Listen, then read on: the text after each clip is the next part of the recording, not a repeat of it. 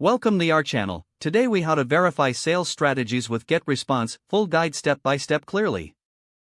To verify your sales strategies with GetResponse, start by logging into your GetResponse account.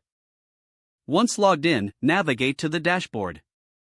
Select the Marketing tab located on the left side of the screen. From the drop-down menu, click on Automation. Create a new automation workflow by clicking the Create Workflow button. Choose a template or start from scratch, depending on your preference. Next, set up actions related to your sales strategy, such as sending campaigns or updating contact lists. Incorporate conditions into your workflow to segment your audience effectively. Test your automation by sending a test email to ensure everything functions as planned. Check the performance analytics by returning to the dashboard and selecting reports. Analyze metrics such as open rates, click-through rates, and conversions. Use this data to refine your sales strategies based on the responses you receive. Adjust your campaigns and strategies accordingly to optimize your sales process. Continue monitoring and tweaking your workflows regularly for ongoing improvement.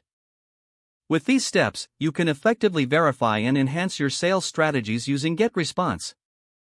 If the page does not load, refresh the browser or try again in a private or incognito window. Make sure you are using the correct email address, then retype it carefully to avoid small typos. If your password is not accepted, use the reset option and create a new strong password you can remember. Check your spam folder for verification or security emails, then complete any requested confirmation steps. Enable two-factor authentication if available to improve account security and reduce unauthorized access risk.